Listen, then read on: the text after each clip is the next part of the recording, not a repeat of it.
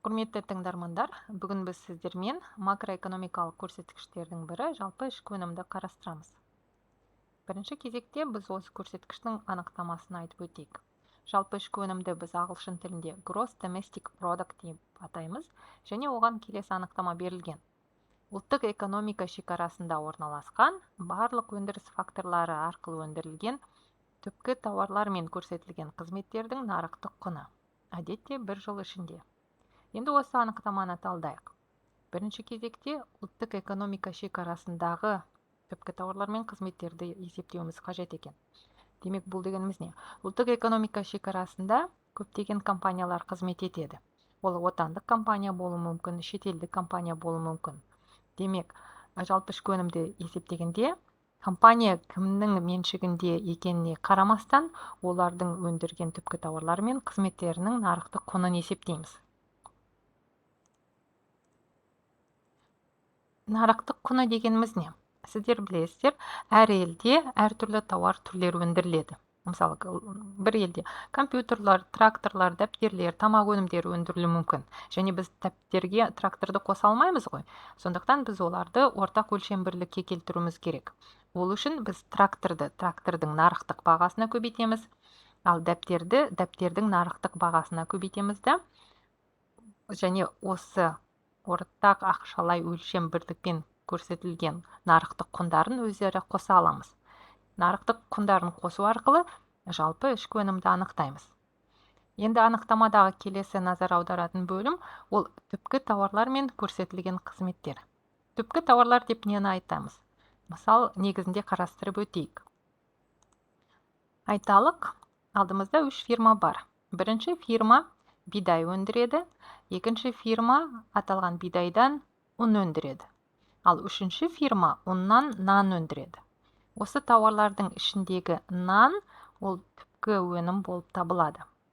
Түпкі тауар немесе түпкі өнім дегеніміз не? Ол сатып алушының тұтынуына дайын өнімді айтамыз. Ал бидай және ұн ол аралық өнім болып табылады. Және жалпы ішкі өнімді есептегенде біз тек қана түпкі өнімнің нарықтық құнын ескеруіміз керек.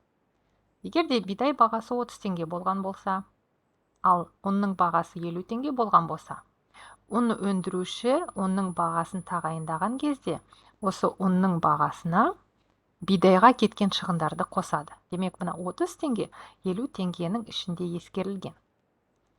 Ал нан өндіруші нанның бағасын 80 теңге деп тағайындаса, осы нанның бағасының ішінде осы нанды өндіруге кеткен шығындар ескерілген. Демек, осы 80 теңгенің ішінде ұнға кеткен 50 теңге ескерілген. Сондықтан біз жалпы ішкі өнімді есептегенде тек 80 теңгені ескереміз. Бұл әдісті табыстар бойынша жалпы ішкі өнімді есептеу деп аталады. Демек, осы елде 1 жыл ішінде өндірілген барлық түпкі өнімдердің нарықтық құнын жинақтайтын болсақ, біз жалпы ішкі өнімді табыстар арқылы есептей аламыз. Енді біз сіздермен қосылған құнды анықтайық.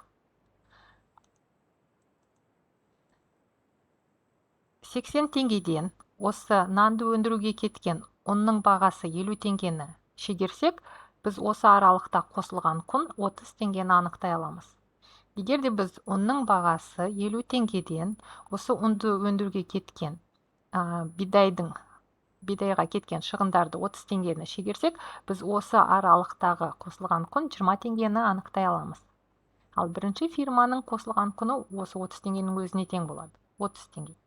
Егер де осы барлық қосылған құндарды жинақтайтын болсақ, 30 теңге қосылған 20 теңге қосылған 30 теңге, біз қосылған құндардың жиынтығын аламыз. Ол 80 теңге. Және осы өндірістік циклдағы қосылған құндардың жиынтығы бізге түпкі өнімнің бағасы 80 теңгені берді. Және бұл дегеніміз не? Демек, біз жалпы ішкі өнімді қосылған құндардың жиынтығын жинақтау арқылы да есептей аламыз. Жалпы ішкі өнімді есептеудің қандай әдістері бар? Бірінші әдіс ол табыстар ағымы бойынша есептеу әдісі. Демек, нан өндіруші нанды сатады да, одан табыс алады. Демек, осы елдегі барлық фирмалардың бір жылдағы табыстарын жинақтайтын болсақ, біз жалпы ішкі өнімді есептей аламыз. Екінші әдіс ол қосылған құн әдісі бойынша жалпы ішкі өнімді есептеу. Демек, бір жыл ішіндегі барлық фирмалардағы қосылған құндарды жинақтайтын болсақ, біз жалпы ішкі өнімді есептей аламыз.